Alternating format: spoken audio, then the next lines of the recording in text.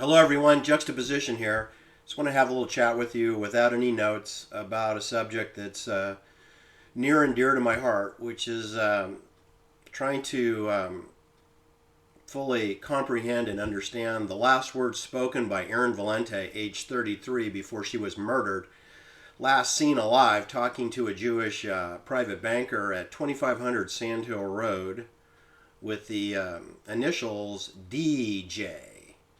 He was a Harvard undergraduate and an MBA from Stanford.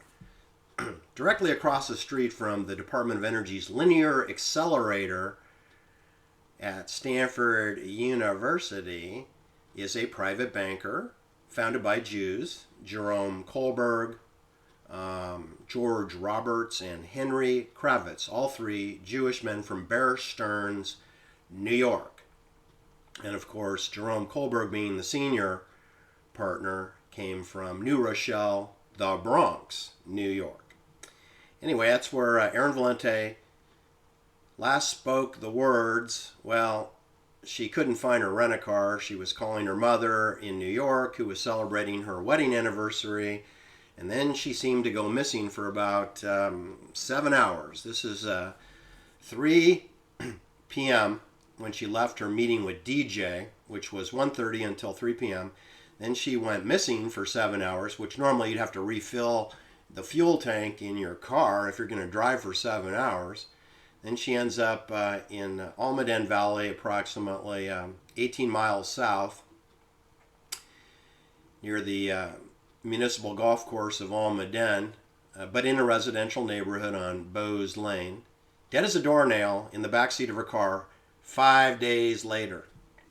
Well, sheriff's deputies and volunteers have been looking for her for 5 days, just like the William Colby went missing for 9 days. 9 days before his pristine body was found on a gravel beach at Rock Point Road, where the Navy SEALs had been looking for 3 to 4 days.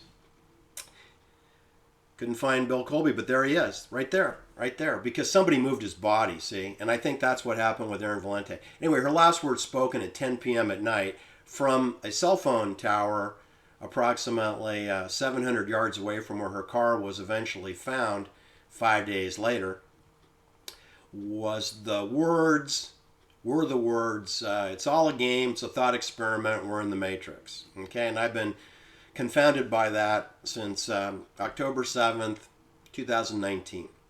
It does describe the situation that we are in now, Ukrainian war, chemtrail attacks, what happened to Charlie Manson, is that his real name, or was it Charlie Miles Maddox? Why didn't they ever catch a Zodiac killer? Who's Timothy Leary? Who paid for his groceries? How come he had 2 homes in Hollywood? He had a home on Wonderland Park Lane. Well, scratch that. Wonderland Park Avenue, in close proximity to the Disney Air Force Underground facility at 8935 Wonderland Avenue, in close proximity to Lookout Mountain Drive, in Laurel Canyon.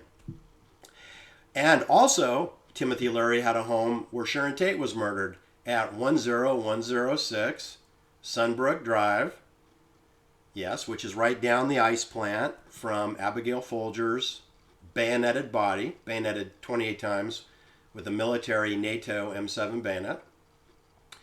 And the reason I bring that up, how would Oliver Silverstein Stone know about that home, and why would he go visit Timothy Leary on March 16th, 1996, right?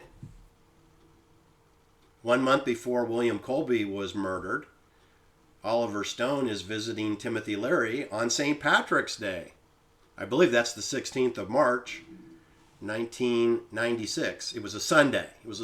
St. Patrick's Day. And since Oliver Silverstein claims to be Buddhist, I don't think that they Buddhists celebrate St. Patrick's Day. I don't think the Jews do either.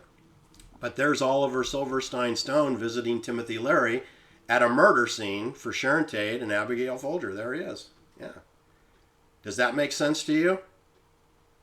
Does it? Does it make sense that Tim Robbins and Susan Sarandon would come over to pay homage to Timothy Leary, who died on May 30th, 1996? You know, just a couple of months after Oliver Silverstein visited him. He died. We know that Timothy Leary worked for the CIA. He went to West Point Military Academy on the Hudson River. He was a cadet officer. He worked at Harvard University as a department head of psilocybin, restructuring students' brains off campus. He worked at the Millbrook Institute on the Hudson Valley. Daheim, on property owned by Mellon Bank and the Hitchcock family, previously owned by Union Carbide and Standard Oil Company. Why is Oliver Stone hanging out with a CIA agent, a career CIA agent with 2 homes in Hollywood? Well, one in Hollywood and one in Beverly Hills, Benedict Canyon. Why is that? Unless Oliver Stone also works for the CIA, right? I mean, he's a big shot Hollywood director, producer type, right? Right. And is Hollywood controlled by the CIA? You betcha it is. And your movies are not going to be distributed, let alone produced, unless you follow your orders. We follow orders or people die. I mean, nothing could be more crystal clear than using Cielo Drive as a monument to following orders or people die. Most every person killed in the so-called Sharon Tate, Abigail Folger, Lino LaBianca murders, bayonet murders, were resigning from duty. Sharon Tate was pregnant, was going to have a baby. She had not renewed her contract with MGM and CBS, which needed to be done by January 1969, or else she can't be booked for work. And she apparently hadn't done that. And her 7-year contract was up after her last film with Orson Welles, 13 Chairs, filmed in Rome, Italy. Home to the Holy See and Paul Marcinkus, and home to Bill Colby when he was the station chief for CIA NATO forces in Rome, Italy, when Sharon Tate's father was headquartered in Verona, Italy, near the Colosseum there. Anyway, they were all quitting. Lino LaBianca was buying a horse farm. He's getting out of the grocery business, moving down to San Diego County, down near Pendleton Marine Base to raise horses. Anyway, well, you realize they were all quitting, and Jay Sebring, Tom Coomer, probably didn't want to be a barber anymore. It's a pretty boring job, spying on your client, plying them with whiskey, and then recording their conversations. So it's what a psychologist does, right? Who Marvin Flicker, psychologist, was seeing Abigail Folger every single day the week before they murdered her, Monday through Friday. He sent in an invoice for 6 hours of therapy sessions, and he lived in Beverly Hills down the hillside, which would explain why Abigail Folger was sleeping over at a house where she didn't live, because she was going to catch a United Airlines flight out of LAX at 10 a.m. in the morning, which means she needs to be there. Well, back those days, they didn't have TSA agents, so you probably could make your flight if you got there at 9 a.m. in the morning, you know, and it's about a 25-minute drive from Benedict Canyon murder scene to the LAX parking garage, where Abigail could have left at 8:30 and made her flight, right? Whereas she was living at a Rand Corporation lease house at 2774 Woodstock Road atop Laurel Canyon. That'd add 25 minutes to that drive. So that'd be a 45-minute drive instead of a 25-minute drive, see? So I understand it's Friday. She's getting out of her therapy session probably around 6:30 p.m. Why not just go to El Coyote, have some Mexican food, and then, you know, go home or stay at this military porn set, which is what Cielo Drive was used for, amongst other things. It wasn't just porn. I mean, Henry Fonda lived there for a while. Jane Fonda lived there. One of the Rothschild's daughters that was into Hollywood performing arts, she was a tenant there for a while. Doris Day's son lived there for a while. Candice Bergen stayed there for a while. Peter Sellers, Yul Brynner, Steve McQueen came to parties there, cocktail parties. I'm sure these were all surveilled and probably recorded. It's a surveillance amphitheater surrounded by staging houses, including a doppelganger twin house, which the media forgot to tell you about. There's a whole mirror image of the murder scene with the pool house and the main house, 3,300 square foot main house, 2,000 square foot pool house, swimming pool, 150 feet down the hillside. That whole thing is reproduced at 10048 Cielo Drive. It's actually on Cielo Drive. 10048 Cielo Drive. It's been torn down and rebuilt. Of course. But the home where Timothy Leary lived, which is a 10106 Sunbrook, it's still there. It's the same. As are the other 3-4 houses, which the Bayonet NATO team could have stayed at all those homes, including the doppelganger twin. They could have rehearsed the whole murder at the twin house just below the murder scene, right? I mean, how stupid do you have to believe to not solve this crime or hoax? So anyway, I am getting feedback that, the whole thing was a hoax. It never happened. The people who claim that the Sharon Tate murder never happened, of course, never connect the dots with Lino LaBianca, because you'd have to duplicate the hoax, 36 hours later in a different zip code over by Griffith Park, Los Feliz.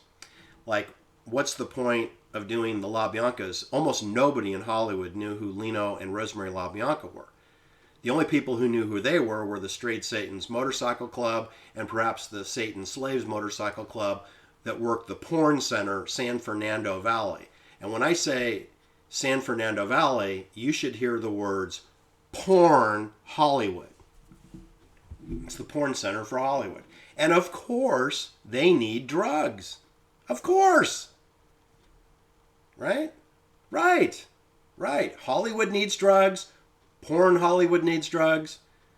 Bayonet killers need amphetamines and corticosteroids so that they kill properly. Pay attention. Don't fall asleep. All right. Well, anyway, what I wanted to say was that this is all rather confusing, and the idea of whether it was true or whether it was a hoax. Here's what I want to say about that. That it's a psyop. Everything's a psyops. Everything's a conspiracy, but it's not a theory. Conspiracy theories are cover stories. Okay, conspiracy plots that are carried out by military-trained soldiers are operations. They're plots. They're military scripted with Plan A, Plan B, Plan C, because things do go wrong. As John Kennedy used to say, and he came from Navy Intelligence, Office of Naval Intelligence, Ron DeSantis training, prisoner dilemma game training, reconnaissance training, Jack Kennedy, Ron DeSantis, Guantanamo Bay, Ron DeSantis, Yale University, Harvard Law, Office of Naval Intelligence, Office of Judge Advocacy, Military Maritime Law, Ron DeSantis. Yeah, he had a similar background as John Fitzgerald Kennedy. John Kennedy got whacked, got his head blown off. I got people chiming in that was a hoax too, right? Okay. Well, Erin Valenti said those infamous words, it's all a game, it's a thought experiment, we're in the Matrix, right? So what's real and what's fake, right? And so, look, I'd love it if we could all just go visit the crime scenes ourselves, if we could go to the medical examination office and look at the corpses, the dead bodies ourselves, look at the bayonet wounds or the stab wounds, look at the gunshot wounds ourselves before anyone tampered with them, right? That we could look at evidence that was collected, or it could even be on the crime scene before it's collected.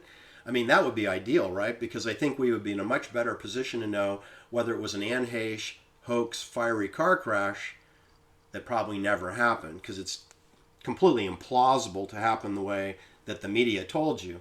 It is possible to have an incendiary device in a car, and it is very easy to put it in a tear-down dump of a house that's 70 years old, built in 1953, 54, that has never been upgraded in 70 years. Why not burn it down? I mean, all the other homes in the neighborhood are nicer. They've been remodeled. of all the homes that Anne Heche's car allegedly crashed into is the teardown house. What a coincidence.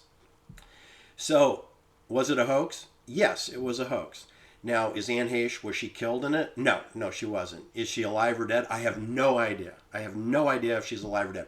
There's no proof that she's dead, and there's no proof that she's alive. She has gone missing, right? It's like, is Jeffrey Epstein dead or alive? I don't know. He's not on television anymore. Is Ghislaine Maxwell alive or dead? I have no idea. I mean, they say she's in prison, right? I guess. I haven't visited her in a secured, incarcerated prison, so I don't really know if she is or she isn't. I don't know if Jim Jones is alive or dead. I don't know. Here's what I know. When I walk outside to walk my dog, I look up at the sky, and if I see 3 KC-10 extender military planes dumping 7 to 8 mile long chemtrails, which are not condensation trails. Condensation trails do not last 8 miles, nor do they go in tic-tac-toe patterns. Because today I had 2 planes flying north to south, and I had a 3rd plane flying east to west, tic-tac-toe. That's 3 6 to 8 mile chemtrails going perpendicular. It's not a contrail conversation.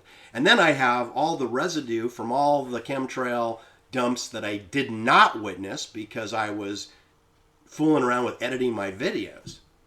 Because it's continuously going on. You're talking about thousands of military attacks. I mean, this is trillions of dollars of whatever they're doing. It's hundreds of billions of dollars. And since I don't see cargo trucks on the road with aluminum chemtrails in them, I'm assuming, this stuff is being trucked in or railroaded in somewhere, and maybe it goes into an underground storage facility and then they resupply that. I don't know how it's all working, but it's not obvious I'm the only person in my neighborhood that even understands that it's happening. I got duck hunters that are trying to kill birds that don't see chemtrails. And I said, well, just look up. And then the duck hunter says, I'm going to eat my sandwich now. So eating his sandwich is more important than looking up. I thought duck hunters had to look up at the sky to see where the ducks were. So some pretty stupid hunters. And I've heard the same story about some deer hunters up at Lake Shasta and Mount Shasta that did not want to look up from their campsite while someone informed them about chemtrail dumpings going on Mount Shasta, which is a rural area with lots of deer with a aluminum content in the soil, because I have a subscriber that took it to the lab. It is 45 times the level that it was in 1970 when he did a soil analysis test. So I don't know what happened between 1970 and 2022 when he did his soil analysis, but there's a lot of aluminum in the soil at Mount Shasta, which is a rural area. It's not a smart grid. It's a stupid grid. And they got aluminum there. They got aluminum in smart towns, and they got them in stupid towns. I guess that's what you call a town where there's no people living, just deer and foxes and coyotes, and they're dumping chemtrails. There's fish, and there's water systems, right? There's Lake Shasta, and they got aluminum in that too. You betcha. I won the Shasta Dam Grand Prix on a motorcycle, so I have an emotional attachment to Lake Shasta and the Shasta Dam, and that's a 125-mile motorcycle race that I crashed twice and I won it. And it was 250 people in that race, so it was a big deal. And it's very rough terrain. It's very rough terrain. It's not something you're going to go hike around, in your flip-flops, okay? It is a very serious, lots of manzanita.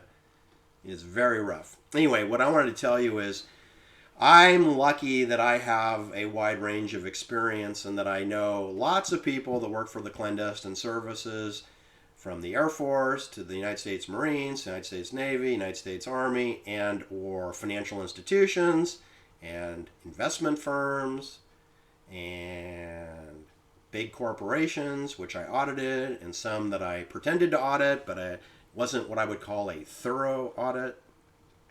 Not in my opinion, but at my pay grade. Do you know that I was taken home by a partner at a major international CPA firm, one of the top 4 firms that are now left on this planet, to give me a little counseling on my way home? And he told me I was a cathedral builder. And I was 22 years old. Told me I was a cathedral builder.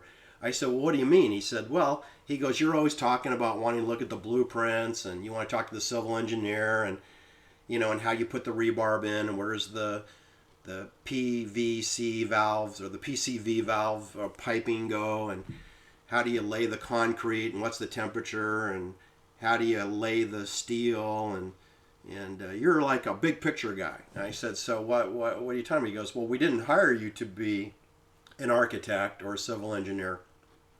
We hired you to be a bricklayer. And I said, so what's your point? He goes, just lay the bricks. He goes, your pay grade is not at the architect level. I said, but so what are you saying? He goes, you see a cathedral, and we would prefer if you just saw, laying the bricks. That was after I had entered Grand Cayman accounting for one of the world's largest banks, which is a 7-digit cipher code area, but they do use the toilet, so they sometimes frantically go through the secured door and they don't watch it close. So that's how I evaded the security. Anyway, instead of getting fired, I got a pay raise, I got a promotion, I got a lecture that I was a cathedral builder mentality, but was being paid to be a bricklayer.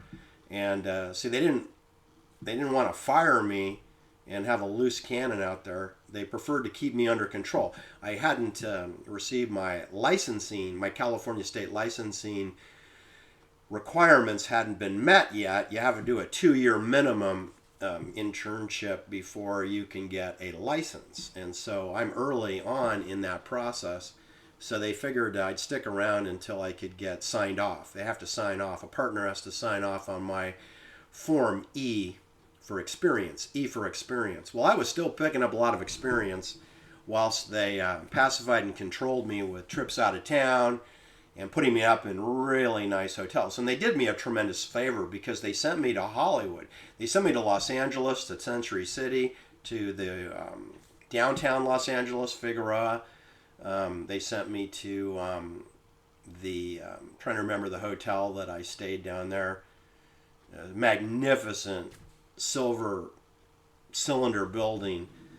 It's funny, I forgot the name. I spent a lot of nights there. A really expensive hotel. Anyway, and then I stayed over at the Century Plaza Hotel, which was headquarters for Ronald Reagan when he was in town. And I stayed at that hotel also. And then I befriended a fellow that I met in a continuing education course in Los Angeles, where at the airport where I met Ronald Reagan. I befriended a guy who grew up in Beverly Hills, went to Beverly Hills High School. His father was an entertainment lawyer with offices in Century City Plaza. Knew everybody in Hollywood, in the music industry, in the television and film business. His firm handled contracts. They handled the Johnny Carson contract. My firm in Century City, where my buddy worked, handled the Johnny Carson taxes and accounting, and handled his alimony payments, personally handled his delivery. I got some hilarious stories I could tell you about Johnny Carson and the 3 Joannas. I think there's 3 Joannas. There's Joan, Joanna, and another Joanna. Anyway, you wouldn't believe the stories. Anyway, what do you believe and what you not? So I would go to dinner with my buddy Kurt, who sadly died of a brain cancer tumor early in his life, which is very strange. And I asked him about Hollywood, and he told me that nothing that I perceived on television or film, or my perceptions, or the Academy Awards, was remotely close to how it really is in real life. If you're an attorney, you're an accountant, you're in the finance business, you're a banker, and you're moving the money around to make television shows, to make the actors show up on time, to get their wardrobe correct, to get their makeup right, their lighting, the whole infrastructure of how you build a set, tear it down, build it back. Who lives in Benedict Canyon, who lives in Bel Air, who lives in Hollywood, West Hollywood, who lives in East Hollywood, who goes to San Fernando Valley. This guy opened my eyes a little bit, not completely wide. But he basically told me, just forget about what you heard on television, radio, newspaper. Just forget about it, because that's a complete diversion from reality. And that takes me to where we are today. So do I believe in Seymour Hersh and age 85 that he knows about, activities going on about bombing pipelines or the Ukrainian war? No, I believe nothing that comes out of his pie hole. He's a Lithuanian Jew who spent his entire life working for the CIA with disinformation. The only sources that Seymour Hersh has are CIA scripted information. Like Bob Woodward, same thing, he's Navy intelligence. So whatever you heard about Watergate, I don't believe from Bob Woodward or Carl Bernstein, right? They're CIA puppets. So some of it is probably true. I'm not saying 100% of what they say is false, but I can't tell what's true and what's false. So I just dismiss them entirely because it takes too much of my time to try to guess. Because there's no way you're ever going to be able to verify anything that Seymour Hersh tells you. There's no way you can prove anything that Bob Woodward says. You can't prove a single thing that Walter Cronkite said. You can't prove anything that Lawrence Schiller said in his book, The Killing of Sharon Tate, which was substantially written before Charlie Manson was ever even indicted for the murder of Sharon Tate. How can you write a book on the killing of Sharon Tate when the killer hasn't even been arrested yet? I mean, he'd been arrested for graffiti and was in a CIA China Lake jail in Independence, Inyo County. But he was arrested for graffiti. That's not homicide. That's not 7 homicides. Okay, so what I'm trying to tell you is there's what your eyes can see, what your ears can hear, and then you need to take a time out and wonder if you've been snookered. Because you do realize that surprise sneak attacks always involve a diversion and a counterattack. You always have the fake attack, and then when everyone reacts to that, you have the counterattack. I learned that from my officer brother in the United States Marines on a tutorial on how to lay Claymore landmines to secure your perimeter.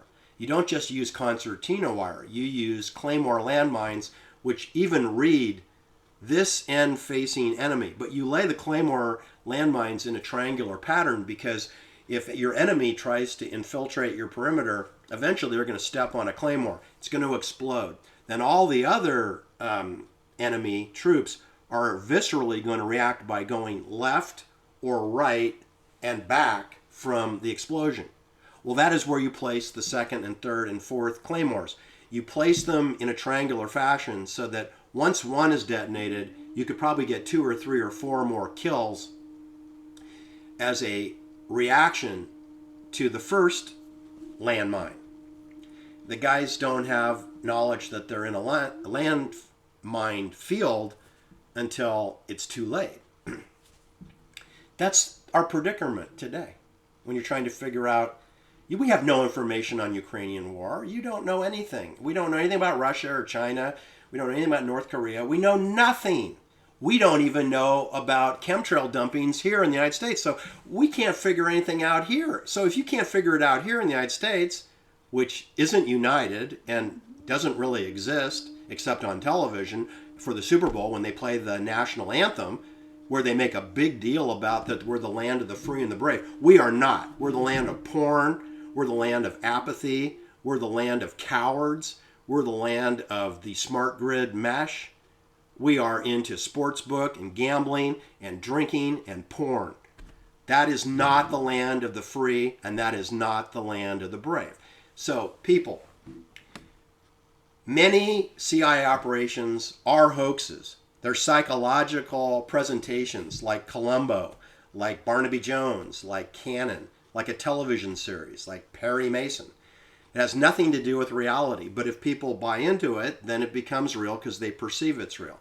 Then there's actual people who get killed, shot in the head, sniper attack, bayoneted, killed with some kind of toxic poison, shot with a poison dart, asphyxiated. Let's go through the list of John Benet Ramsey, okay? Porn star, Mercedes Grabisky, Anthony Bourdain, Thomas Albert Decker, okay? Robin Williams, David Carradine, right? One of my good friends sent me a news link on Mick Jagger's tall girlfriend died asphyxiation hanging in New York City at 7. There's more. There's more of these asphyxiation / hangings. Roberto Calfi, his neck wasn't broken, and he's hanging from a bridge in central London, facing the bankers, and he's got 13 pounds of cement bricks in his pockets. Now, is that a hanging or is that a staging? I believe it's a staging. I believe he was murdered in a boat on the Thames River, and then when his heart stopped, they then hung him from an orange rope with a love knot with the bricks in his pockets as a message to all the private bankers in London, England. Central London is centralized banking. It's the home of central bank digital currency. I think of London, Geneva. That's what I think of. I think of Sand Hill Road and FTX. Okay? Because they're playing around with people's money by cryptocurrency psychops. Don't you think it's more than a coincidence that you have a little Jewish boy by the name of Sam Bankman-Fried, and he's living with his parents in a home on the Stanford University campus, 3 miles from his banker, Doug Leone at Sequoia Capital, who brought you Apple Computer, who brought you Google, who brought you YouTube, who worked with Eugene Kleiner, a Jewish banker, and Tom Perkins to bring you Genentech, which is at 103 DNA Way. It's now owned by Roush Pharmaceuticals. Anyway, that's a crazy world that we live in, right? So that's what you got yourself a situation where all the hoaxes have truthful elements to them, and all the real murders and assassinations have fake cover stories to them. So you got a combination of both. That's my point. Have a great day.